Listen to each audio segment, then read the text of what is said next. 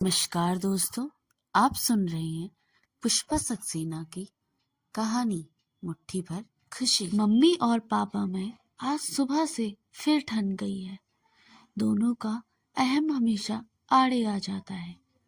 पापा फिर रश्मि आंटी के घर 5 दिन रहकर आए हैं।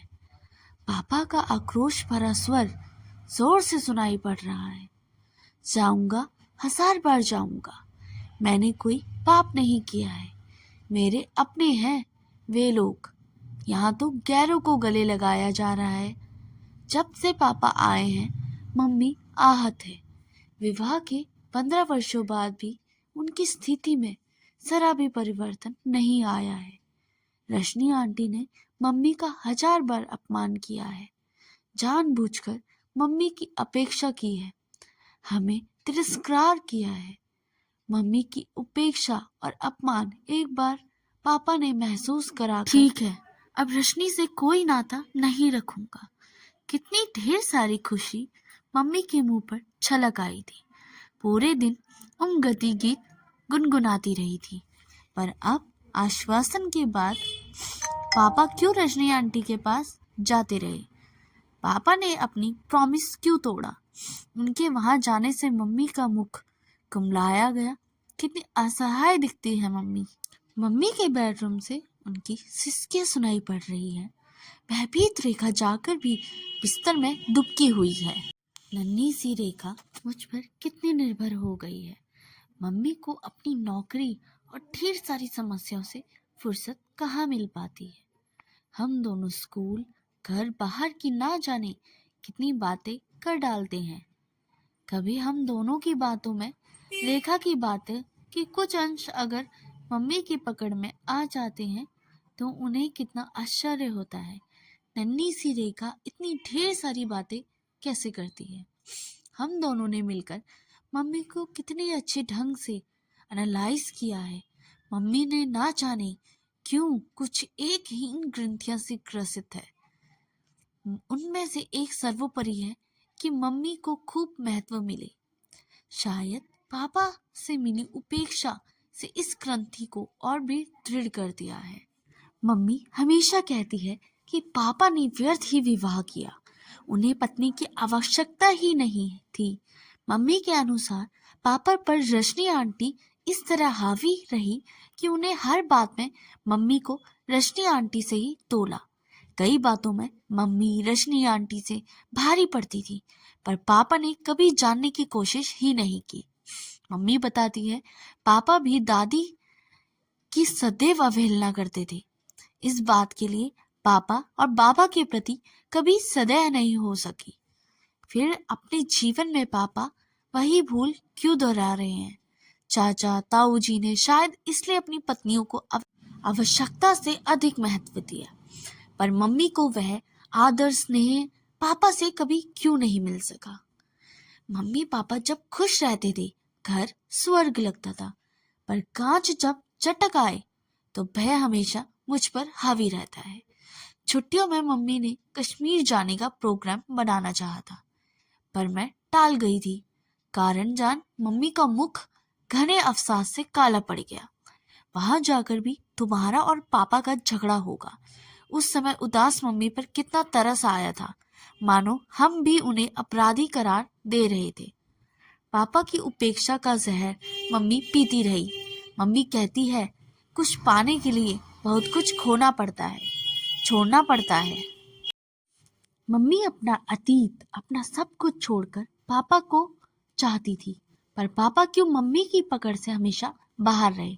ना जाने कितनी बार मम्मी हमारे सामने रो पड़ी।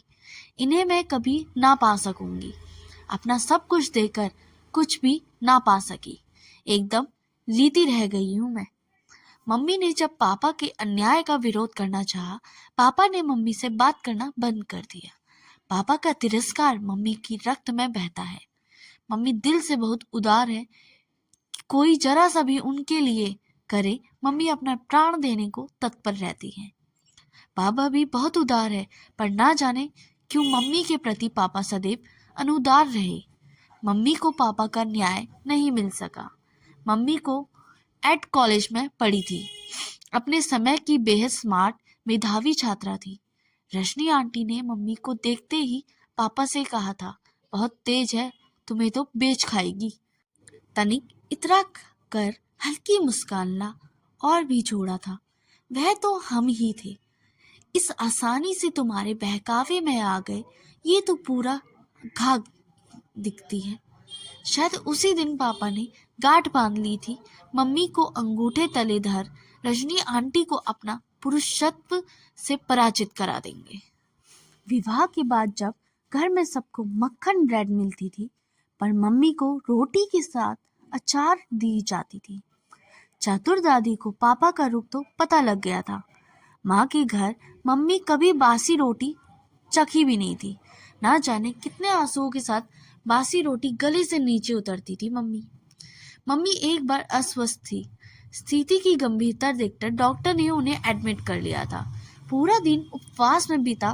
मम्मी संध्या को पापा के पहुंचने की राह ताकती रही। संध्या को पापा के स्थान पर उन्हें लाने पापा का चपरासी पहुंचा था। घर पहुंचा पता लग गया था कि रजनी आंटी कुछ अस्वस्थ थी, अतः पापा उन्हें कार से शहर के लिए किसी विशेषज्ञ डॉक्टर के पास ले गए थे। पता नहीं उसी दिन मम्मी को अपने को समाप्त क्यों नहीं कर सकी थी। कर्तव्य पालन की भावना मम्मी में कूट कूट कर भरी हुई थी। अपने ऊपर खर्च उन्हें अव्यय प्रतीत होता था। रिक्शे में पैसे व्यर्थ न जाएं तो भावना से स्कूल पैदल जाती थी। मेरे जन्म के बाद मम्मी को भूखे रहना पड़ता था। बच्ची है, स्कूल में भूख लगती है। मम्मी पापा से बहवश यह भी नहीं कह पाती थी कि उन्हें मेरा पेट भी तो भरना है। बासी रोटी खा पूरे दिन भूखी रह शिशु का पेट कैसे भर सकेगी। मम्मी को अपना वेतन रखने का भी अधिकार नहीं था। एक बार साहस कर अपने वेतन से 50 रुपए धर मम्मी अपना वेतन नहीं देगी तो घर का खर्च कैसे चलता। सचमुच मम्मी सबके लिए पैसा कमाने की मशीन ही रही। उनके लिए कब किसने सोचा। रेखा के जन्म से डॉक्टर ने मम्मी को पूर्ण विश्राम के निर्देश दिए थे। इसके पूर्व मम्मी कई बार अस्वस्थ हो चुकी थी। डॉक्टर ने पूरी परवाह की कड़ी चेतावनी दे रखी थी। चाचा का विवाह आ गया। पापा के पास दादी के ऑर्डर आ गए, रुपया लेकर फौरन पहुंचो। मम्मी का पूरा वेतन पापा ले गए थे। पैसे देती मम्मी के मुंह से निकल गया था, लड़के के विवाह में भी पूरा पैसा दे रही हो, कल को अगर मेरे ऑपरेशन की जरूरत पड़ी तो। मम्मी बात पूरी भी करना है सकी तो पापा दहाड़े उठे। भयभीत में मम्मी ने सीने में सिर से छुपा रो पड़ी। मम्मी की इच्छा के विरुद्ध पापा मुझे भी चाचा की शादी में ले गए थे। मम्मी का कातर चेहरा मुझे टुकुर टुकुर ताकता रह गया। अगर मम्मी को किसी का ख्याल भी होता तो चाचा का विवाह 2-4 महीनों बाद टाला नहीं जा सकता था। मैं क्यों गई थी। अगर मेरे पीछे मम्मी को कुछ हो जाता तो। शादी की धूमधाम में मम्मी कहाँ थी। मम्मी कैसी होगी, क्या एक क्षण को भी पापा सोच सके थे। विवाह में आई स्त्रियां जब अपने बच्चों को सजाती संवारती तो रोने का जी करता था। मम्मी जब रजनी आंटी हंसी उड़ाती तो मैं क्रोध से भाग जाती थी, पर पापा ने कब मेरे भागने पर ध्यान दिया था। पता नहीं रजनी आंटी के साथ पापा इतने खुश क्यों रहते थे, और गुस्सा तो माने वह जानते ही नहीं थे। हम जैसे जैसे बड़े होते जा रहे थे, मम्मी को नैतिक बल मिलता जा रहा था। अब वह दादी से भी उतना नहीं डरती थी। पहले मम्मी को यही डर लगाता रहता था पापा उनका परित्याग ना कर दे। पापा कई बार ऐसा कह चुके थे। पिछली बार ताऊजी के यहाँ लौटते समय जब पापा ने फिर अलग रहने की बात दोहराई थी तो मम्मी का मुंह कितना उतर गया था। मम्मी ने पापा का भी विरोध करने का साहस नहीं किया, क्योंकि उनकी एक बहन परित्यक्ता का जीवन देह झेल रही थी। इसी दुर्बलता का पाप हमेशा फायदा उठा रहा। मम्मी के घर इसी अभिशाप की याद दिलाते रहे। मम्मी हमेशा दबाती रही। पापा से इतने उपेक्षा पाकर भी मम्मी अन्य लोगों के मध्य अपनी विपुलता मुखर व्यक्तित्व के कारण बहुत लोकप्रिय हो जाती थी। पापा के प्रति कई पुरुषों की आंखों में ईर्ष्या स्पष्ट झलकती थी। स्वयं रजनी आंटी के पति मम्मी की प्रशंसा नहीं थकते थे। पापा मम्मी को मैं वह सब क्यों नहीं देख पाते थे जो लोग देखते थे। पापा का लखनऊ ट्रांसफर हो गया। मम्मी ने निर्णय लिया जब तक उन्हें वहां दूसरी नौकरी नहीं मिलेगी वह नहीं जाएगी। पहली बार पापा ने ट्रांसफर पर मम्मी ने अपनी सरकारी नौकरी छोड़ दी थी। आज तक उनके लिए उन्हें पछतावा है। इस बार मम्मी ने अपना निर्णय स्वयं लिया। निखिल अंकल ने पापा को किसी प्रकार की चिंता न करने का पूर्ण आश्वासन दिया था। मम्मी ने सबसे बड़े प्रशंसक निखिल अंकल हैं। पापा ने ना जाने के बाद से निखिल अंकल का घर पर आना बढ़ता ही जा रहा था। जब भी निखिल अंकल की गाड़ी आती मैं अपने कमरे का दरवाजा जोर से बंद कर देती। कई बार मम्मी ने टोका भी है, पर ना जाने क्यों उनके साथ मम्मी का हंसना सा हो जाता है। पापा की अनुपस्थिति में निखिल अंकल हमारे अभिभावक से बनते जा रहे थे।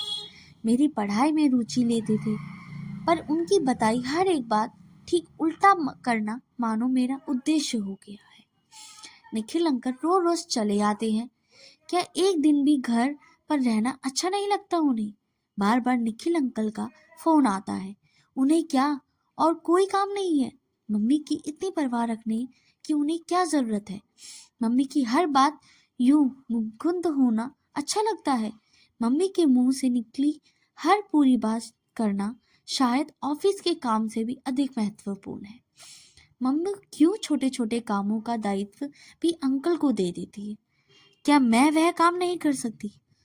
मम्मी क्यों नहीं समझती किसी के एहसान तले दब उनका अहम कब तक जिंदा रह सकेगा?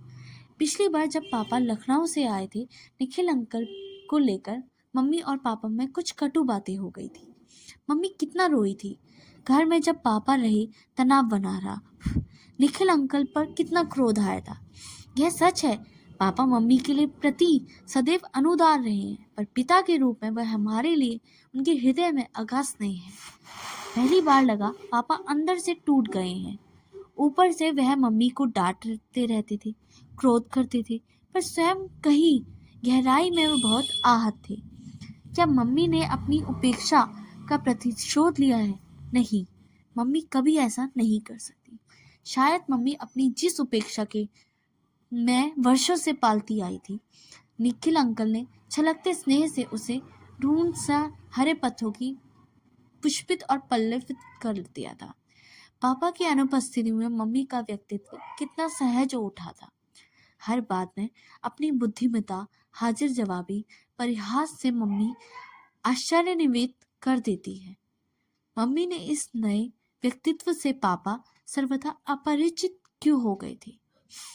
मम्मी निखिल अंकल के सामने कितनी छोटी सी दुलराई जाने जैसी लड़की सी क्यों लगती है? पापा के सामने तो वह एकदम गंभीर प्रौढ़ा दिखती है। पिछले 2 दिन से पापा मम्मी से बात नहीं कर रहे थे। मम्मी कभी हमारे सामने रो रही थी तो कभी पापा की मनुहार करती दिखती थी। मैं निर्णय नहीं कर पा रही हूँ। एक मन कहता है मम्मी जिस आग में जीवन भर जली है, आज कुछ देर बाद ज्वाला में पापा को भी दहकने दो। पर दूसरी ओर पापा के प्रति सहानुभूति हो रही थी। कुछ दिन पहले एक कहानी पढ़ी थी। पति पत्नी और 2 बच्चों का सुखी परिवार था। पति ट्रांसफर पर दूसरे शहर चला गया। बच्चों की पढ़ाई के कारण पत्नी उसी शहर में रह गई। पति के घर आने से दिन पत्नी और बच्चे दरवाजे पर प्रतीक्षा में दृष्टि निबंध रहते थे। हर आहट पर कान सतर्क हो जाते। धीरे धीरे प्रतीक्षा में उत्सुकता के स्थान पर उदासीनता आ गई थी। पत्नी को शायद हमेशा प्रेमी मिल गया था और बच्चे अपने में मस्त हो गए थे। ना जाने क्यों यह कहानी पढ़ते ही मैं भयभीत हो गई थी। कहानी सुन मम्मी उपेक्षा से हंसती थी, पर क्या मम्मी अब पापा की उतनी ही उत्सुकता से प्रतीक्षा करती थी? हर झगड़े में पापा मम्मी पर सदैव हावी रहे थे। सदा अपने प्रति किए गए अन्याय की दुहाई देने वाली मम्मी इस बार ना जाने क्यों मौन है। पापा की हर बात पर निखिल अंकल को ले तीखे व्यंग है। निखिल अंकल का घर आना एकदम बंद हो गया है। मम्मी से पूछने पर कोई उत्तर नहीं मिलता। पापा ने निखिल अंकल के लिए जिन शब्दों का प्रयोग किया उनसे मन गहरी विपत्ति से भर गया था। पापा की अनुपस्थिति में हमारी बीमारी कठिनाइयों में अंकल ने जो कुछ किया वह यूं आसानी से अस्वीकार कर पाना मम्मी को कठिन है। मम्मी क्यों अंकल पर इतनी निर्भर हो गई थी? मेरी परीक्षाएं सर पर आ चुकी है। मन में इस तरह उलझा है कि ध्यान केंद्रित करना मुश्किल है। मम्मी क्यों इतना भावुक, इतनी कल्पनाशील है? क्यों उन्हें ढेर सारे सपने देखे थे? जीवन की वास्तविकता झेलने के लिए काश मम्मी व्यवहारिक बन पाती। मम्मी हमसे कहती है सेंटिमेंटल होना मूर्खता है। किसी को भी आवश्यकता से अधिक अपनत्व देना या लेना मूर्खतापूर्ण है। फिर अपने जीवन में मम्मी यही गलती क्यों कर रही थी? मम्मी शायद चुप हो गई थी। पापा रामू को चाय लाने के पुकार रहे थे। बेडरूम से निकलकर मम्मी किचन में गई। कुछ भी होने पर मम्मी पापा की पसंद, उनकी आवश्यकता कभी नहीं भूल सकती थी। शायद दोपहर तक पापा और मम्मी की संधि हो जाएगी और जब हम दोपहर से स्कूल से वापस लौटेंगे तो मम्मी खिले मुख से हमें बताएंगी कि पापा ने अपनी गलती मान ली है। अब वह रजनी आंटी के घर कभी नहीं जाएंगे। उन्होंने वादा किया है। बस इस छोटी सी खुशी को मुट्ठी में दबाए मम्मी खुश मन से शाम को पिक्चर और रात में बाहर डिनर का प्रोग्राम बना डालेगी। हम सब बहुत उत्साह से एक अत्यंत सुखी परिवार के रूप में बाहर जाएंगे। पर मम्मी पापा नहीं जानते थे कि रेखा और मेरा हृदय धड़कता रहता है। ना जाने कब कांच चटक जाए, न जाने किस पल यह सुख स्वप्न टूट जाए और हम दोनों सिमटे सिमटे फिर कभी मुट्ठी भर खुशी पाने की प्रतीक्षा में अपने कमरे में दुबक जाएंगे। आपको ये कहानी कैसी लगी? आप हमें कमेंट में जरूर बता सकते हैं। तब तक के लिए धन्यवाद।